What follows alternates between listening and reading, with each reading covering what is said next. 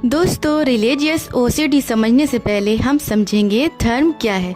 फिर धर्म से जुड़े फैक्टर को जब हम समझ जाएंगे तो ये रिलीजियस ओसीडी वाली प्रॉब्लम से भी बाहर आने में हमें टाइम नहीं लगेगा। बहुत जल्दी से आसानी से हम इससे बाहर आ सकते हैं। और दोस्तों, वीडियो को बिल्कुल भी स्किप कर करके मत देखा करें, क्योंकि इसमें आपका ही नुकसान होता है। कोई भी पॉइंट अगर आपसे छूट जाएगा तो आपको बात को समझने में थोड़ी प्रॉब्लम हो सकती है।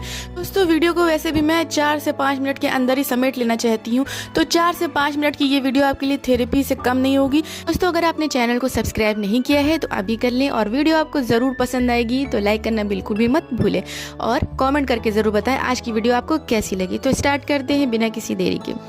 तो दोस्तों, चलिए पहले धर्म को समझते हैं कि धर्म क्या है। धर्म अगर ना होता दोस्तों तो हम देखने में तो इंसान होते, लेकिन हमारी हरकतें बिल्कुल जानवरों जैसी होती। ना हमें अच्छे की समझ होती, ना बुरे की समझ होती। हम नहीं समझ पाते कि हमारे लिए क्या नुकसानदेह और क्या फ़ायदेमंद। तो सभी इंसानों को आज़ादी है वो किसी भी धर्म को फॉलो करें। जिसे भी उनके माँ बाप अच्छा मानते हैं वो आप फॉलो कर सकते हैं। लेकिन कभी कभी धर्म को लेकर भी इंसान के अंदर भेदभाव शुरू हो जाता है। अब यहीं से मैं आपको अपने टॉपिक तक बहुत आसानी से लेकर जाऊंगी। यही बात समझने की है। अगर आप ये समझ गए तो इस ओसीडी से भी आप बहुत जल्दी से बाहर आ जाएंगे। तो अब आप मेरी बात को बहुत ध्यान से समझना।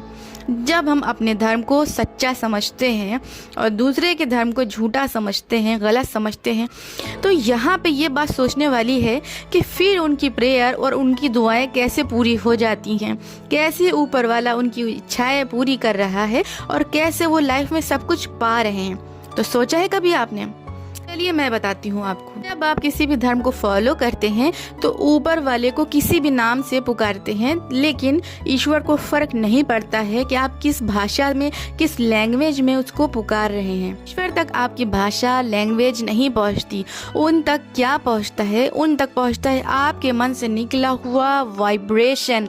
जितना आप मन से उनको पुकारते हो उतना ही पावरफुल वाइब्रेशन उन तक पहुँचता है, और किसी भी चीज़ के लिए आप उन्हें याद कर रहे हो वो चीज़ आपको लाइफ में मिल जाती है। तो आई होप यहाँ तक आप समझ गए होंगे।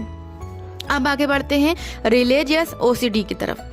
ये ओसीडी में गॉड से रिलेटेड कंटेंट आते हैं, जहाँ पे आपको ऐसे ख्याल आ सकते हैं जो कि आपको नहीं आने चाहिए, और बुरे बुरे ख्याल भगवान को लेकर आते हैं, या मन्नत थॉट आती हैं।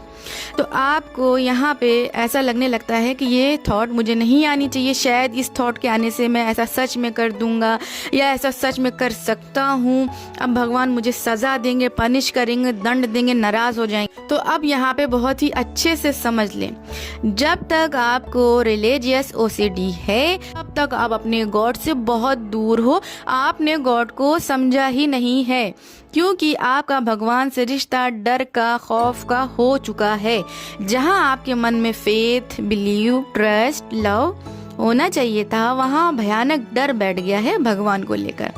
गॉड को सभी धर्म में एक परम पिता और सुप्रीम पावर के रूप में समझा जाता है, लेकिन जो सुप्रीम पावर है, आपके परम पिता हैं, वो आपकी ऐसी थिंकिंग से आपको दंड कभी नहीं दे सकते, क्योंकि ये आपकी प्लान की हुई सोच नहीं है।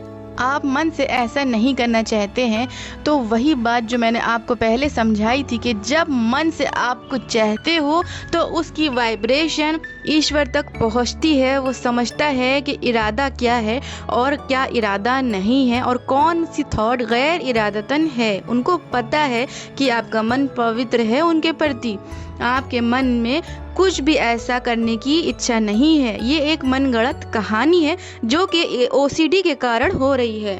दोस्तों, मन में तो 1000 तरह की कहानियाँ चलती है, उसमें से एक कहानी भगवान के प्रति आ गई है। मैं ये करूँगा तो ऐसा हो जाएगा, ये नहीं करूँगा तो वैसा हो जाएगा। ये एक मनगढ़ंत कहानी है। तो ये सिर्फ ओसीडी के कारण हो रहा है, जो कि दो चीज़ें जो अनरिलेटेड हैं वो एक दूसरे से कनेक्ट हो रही हैं। तो आपको समझना चाहिए ये बिल्कुल फाल्स कॉन्सेप्ट है।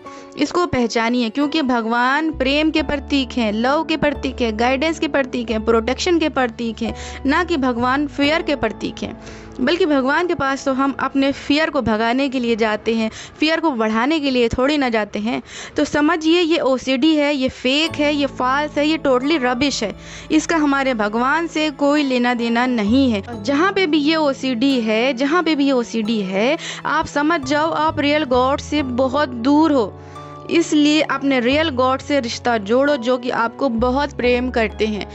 तो आई होप दोस्तों आज की वीडियो आपके लिए काफ़ी हेल्पफुल साबित हुई हो। इसी उम्मीद के साथ इस वीडियो को यहीं पे ख़त्म करती हूँ। जब तक के लिए मुझे दे इजाज़त। Good bye.